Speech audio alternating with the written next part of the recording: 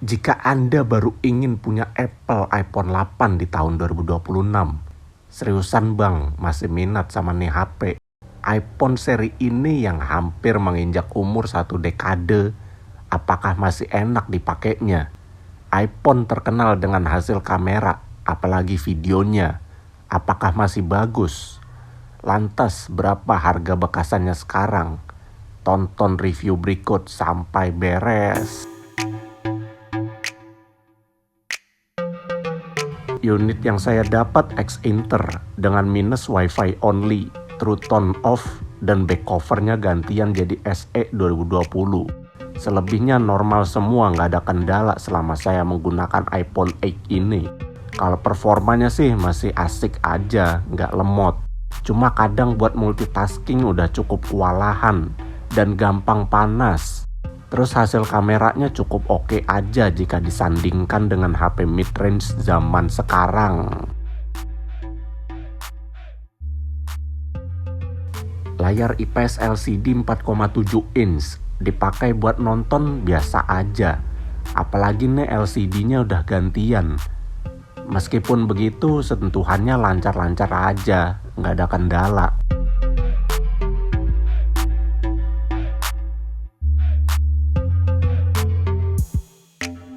Pengeluaran suara stereo speaker, kualitas suaranya sudah menurun, volume pelan, masih terdengar cukup jelas. Kalau digedein sember, bassnya juga dikit berasanya.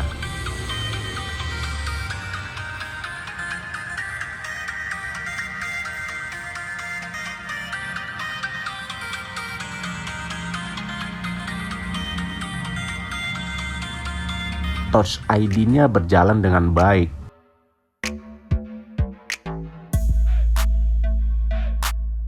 IP8 pakai chipset Apple A11 Bionic dengan RAM 2GB saja. Apakah kata orang-orang RAM kecil nggak ngaruh di iPhone? Buat scrolling media sosial Facebook, mulus. Instagram mulus lancar.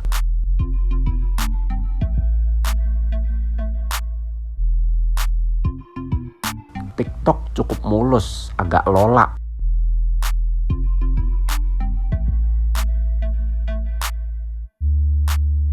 Terakhir buka e-commerce dah agak lemot ya.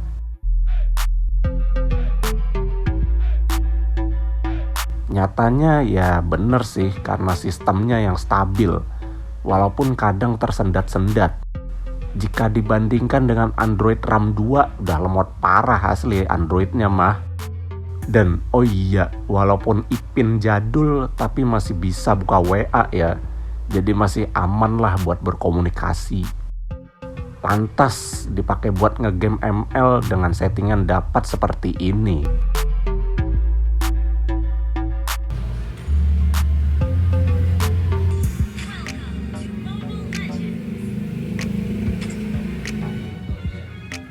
Hebatnya masih dapat berjalan dengan lancar. Cuman kurang nyaman aja mainnya karena layarnya yang kecil. Buat sentuh-sentuh tombol kurang presisi. Terus juga gak bisa dipakai ngegame lama. Karena ya Anda tahu sendiri kelemahan HP kecil. Baterainya yang boros. Main dari awal login hingga selesai baterainya terkuras hingga 11%. Sangat boros sekali ya bang ya. Kapasitas yang kecil 1821 mAh sangat tidak cocok dipakai ngegame. Buat pemakaian ringan aja dah boros, apalagi ngegame. Battery health-nya segini. Sudah dipastikan pernah ganti baterai ya.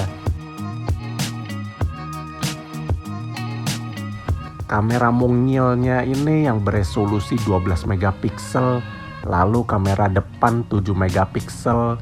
Hasil foto-fotonya masih terbilang bagus loh, dengan catatan kondisi pencahayaan maksimal.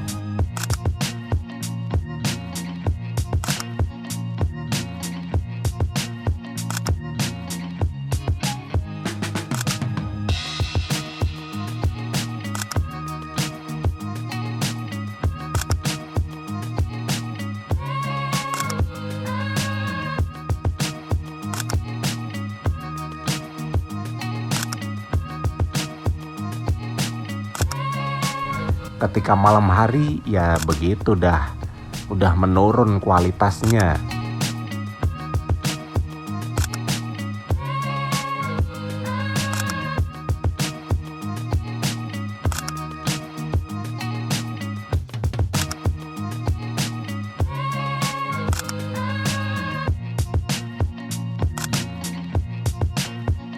Kalau untuk perekaman videonya menurut saya juga masih oke jika dibandingkan dengan HP entry level zaman sekarang, ya mending inilah. Cuman kestabilan videonya kacau. Ini device saya yang begini, apa yang lain mengalaminya juga? Atau emang iPhone 8 kestabilan videonya belum cukup baik ya? Coba komen aja dah bang.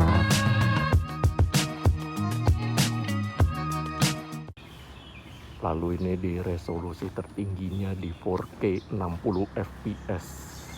Bagaimana hasilnya? Apakah masih baik atau tidak, dan kestabilannya gimana? Silahkan berkomentar saja ya bang ya.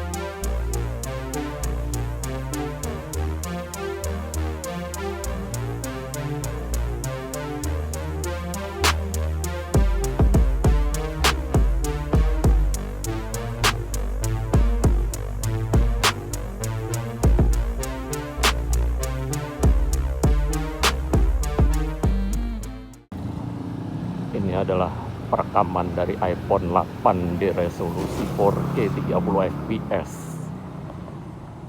pada malam hari. Gimana kualitasnya, apakah masih baik atau tidak?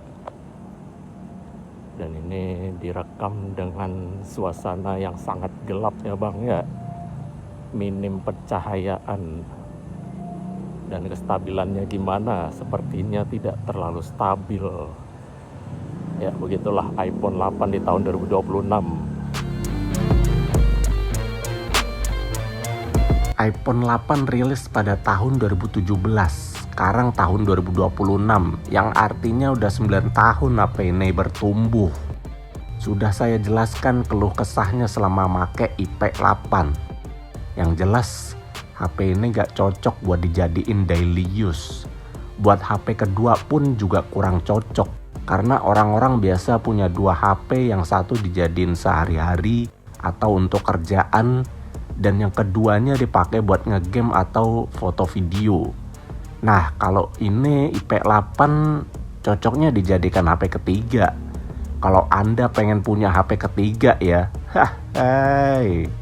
ya karena cocoknya cuma buat nostalgia dan ingin merasakan IP jadul tapi belum yang jadul banget. Karena kalau dijadikan daily atau kedua ya baterainya gak cocok, performanya juga udah ogah-ogahan, serta hasil kameranya nanggung yang gak bagus banget dan gak jelek banget juga. Jika Anda masih tetap kepengen HP ini, berikut saya berikan kelebihan dan kekurangannya yang perlu diperhatikan untuk dipakai di tahun sekarang. Pertama, bagi pecinta HP compact, jelas ini merupakan kelebihan dari HP ini. Kedua, jika dibandingkan dengan Android berpatokan harga bekas terkini, IP8 pilihan yang terbaik karena hasilnya masih cukup bagus, apalagi videonya. Lalu kekurangannya, yang pertama, sebagian besar orang gak cocok sama HP compact. Kedua, perekaman videonya gak cocok dibuat sambil berjalan karena gak stabil. Ketiga, performanya masih cukup oke, tapi gak bagus dipakai intens. performanya makin lama menurun dan pastinya bakalan panas HP-nya. Lalu boros baterai, dan terakhir nggak dapat update iOS. Meskipun buat berkomunikasi masih bisa, tetapi kita tidak tahu ke depannya aplikasi tersebut support sampai kapan. Kurlep segitu plus minusnya.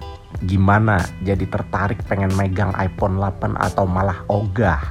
Jika Anda tetap kekeh pengen beli, harga bekasan terkininya di bawah 1,8 tergantung unit keresmiannya, varian memori, kelengkapan, serta kondisinya. Demikian ulasan mengenai Apple iPhone 8 di pertengahan tahun 2026. Tulis pendapat Anda mengenai HP ini. Ada yang masih pakai juga. Berikan pengalamannya supaya yang pengen dapat nambah pencerahannya. Terima kasih telah menonton sampai habis.